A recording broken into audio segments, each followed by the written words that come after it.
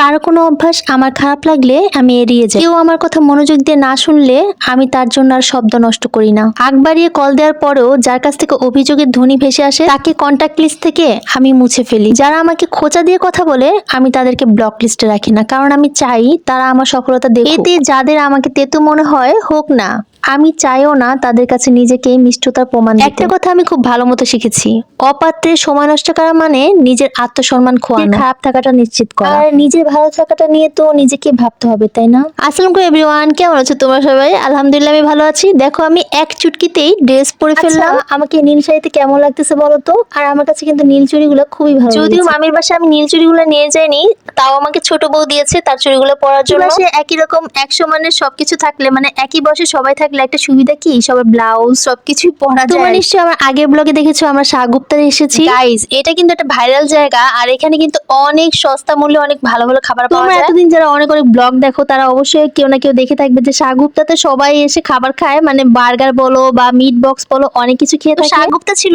আমার বড় মামির বাসার ঠিক পাশেই, এই জন্য আমিও চলে গিয়েছিলাম বউদেরকে নিয়ে আর বোনদেরকে নিয়ে। এইদিকে দেখেন আমাদের বড় বউ যে সাজা সাজতেছে, আমি তো ভাবছিলাম শাহগুপ্তাতে যে একটা নায়ক জোগাড় করবো, এখন দেখে আমাকে আর কে পছন্দ। বড় বউর সাজা দেখে আমার তো টাস্কি, আমি বলি এখন আমাকে কে দেখবে? তোরা যত সুন্দর করে সাজতেছিস তাহলে তো আমি নায়ককে খুঁজে পাবো না। কেমনটা লাগে? কত আশা করে গেছি, এখানে গেলে আমাকে কেউ পছন্দ করবে, আমার একটা বয়ফ্রেন্ড হবে, আর এগুলো এত সুন্দর সুন্দর করে সাজুগুজু করে আসছে, কেউ তো আমার দিকে তাকাবেই না, তাই না? আচ্ছা বলেন তো, আমাদের সবাইকে এক একটা পরি লাগতেছে না? একদমই মনে হচ্ছে আকাশ থেকে সাদা পরি, গোলাপি পরি, সবুজ পরি, নীল পরি, সব পরি নেমে আসছে, তাই না? সবগুলো পরি মিলে চলে গিয়েছিলাম শাহগুপ্তাতে সস্তায় মজাদার মজাদার খাবার খেতে। গাইস, এত এত রিভিউ দেখেছি যে কি আর বলবো, সেখানে যে খাওয়ার শখ মেটানোর জন্য চলে গেছিলাম খাবার খেতে। যে দেখলাম এত সুন্দর সুন্দর খাবার রান্না করতেছে তারা একটা টং দোকানে। ওসা থেকে শুরু করে চিকেন বল, মিট বক্স, বার্গার, স্যান্ডউইচ সবকিছু ছিল সেই দোকানে। খাবারগুলো একদম চোখের সামনে বানানো হচ্ছিল, এত ভালো লাগতেছিল দেখতে। আমরা যে মিট বক্সটা অর্ডার করেছিলাম এটা এখন বানাচ্ছে আমাদের জন্য। তোমাদের চোখের সামনে সবকিছু বানাবে আর তোমরা দেখে দেখে খেতে পারবে। আর এই যে দেখো দুজনকে পুরো দুই ভাই লাগতেছে না, একদম সেম সেম ফেস। আমি তো পুরাই অবাক হয়ে গেছি দেখে। এটাকে জিজ্ঞেস করলাম, আচ্ছা তোমরা কি দুই ভাই?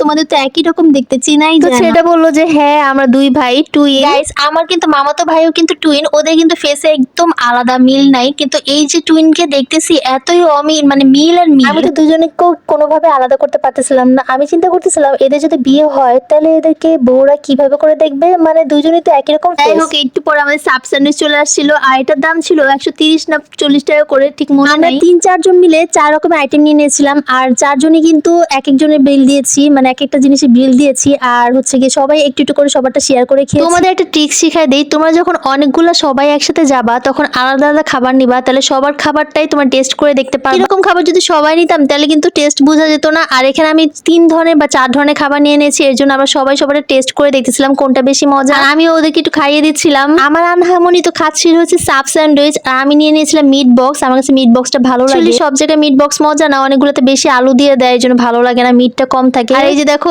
টুকটুকিটা কি সুন্দর করে খাওয়া দাওয়া করতেছে, মাশাআল্লাহ। কিছুদিন আগে আমাকে ফোন দিয়ে বলতেছে, ডার্লিং কবে যাবে, চলো আমরা আরেকদিন বার্গার খেতে যাই। এই মোমোগুলো খুবই মজা ছিল, আর এই ঝালটা দিয়ে মানে চিলি ফ্লেক্স দিয়ে খেতে এত ভালো লাগতেছে। ভালো থেকো, সুস্থ থেকো, আমার জন্য দোয়া করো। Thanks for watching, tata.